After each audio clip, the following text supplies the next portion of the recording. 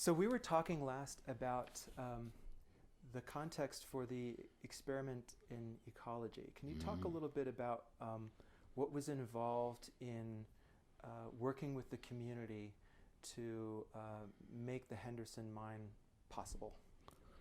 Well, in our last interview, we talked about the lead up to the first opportunity.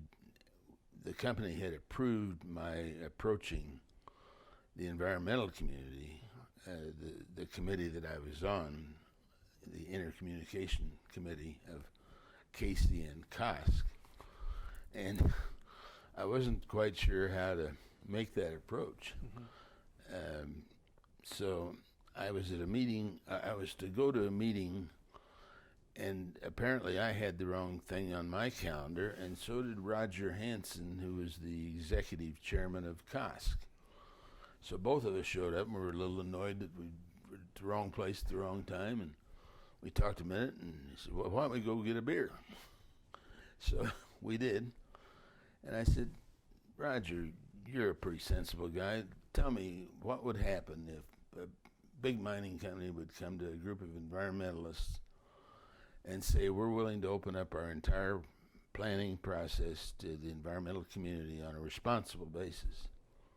I said, I never heard of anything like that.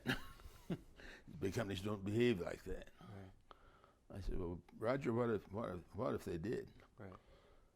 He said, let me think about that. So he went back to his community and got the same kind of approval that I got from the company. Yeah. And that's where it all began. Now, in terms of the being responsive to your question, this is a process that took 10 years. The five people that came over from the environmental community joined us in the planning process, and early on we worked back and forth. Each month we would meet, and each month one of us would be in charge of the meeting. Mm-hmm. So we took them on tours to Arizona to see the big mines down there, the big tailing ponds that we were going to build in Colorado. They took us to see ecologists at work, bird counts, things like that. Mm-hmm. There were no environmental impact statements. This is pre-NEPA. Right. So this process took a long time, but the kind of things that occurred, at one point, we knew that a new power line would have to be built from Georgetown to the Henderson site, and that it would have to go through a historic district, and it would also have to go over the Continental Divide and through a lot of timber country, tundra country. And one of the participants that was chosen by the environmental community, Dr. Betty Willard, marvelous ecologist and a marvelous human being. We took a field trip, and we invited the head of the Public Service Company of Colorado at that time to come with us, and we all were laying around on the tundra, as you do when you're out of breath at high altitude. Right. And Betty, and we were having our lunch, and we're on Jones Pass, and Betty said, this is Dick Walker from Public Service Company of Colorado, now XL. Mm-hmm. Dick, why do you always have to clear cut for a power line?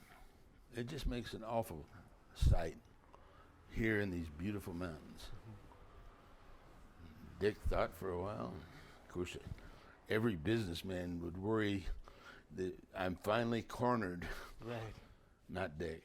Dick was a heck of a guy too. Yeah. And he said, Betty, I don't know, but I'll find out. And at our next meeting, Dick came back with a couple of his engineers and said, you know, Betty, we really don't have to. And they didn't. So there is no scar on the power lines to Urad and Henderson because of Betty's question and Dick's appropriate response. Those are the kind of changes that occurred. They actually did all the power line clearing with horses and what little was necessary. Right. And there were good, solid engineering reasons why they did what they did, but there's no scar. Yeah. Those kind of decisions really make it clear that collaboration with the environmental community, which is now part of our industry's regular approach, Yeah. really worked.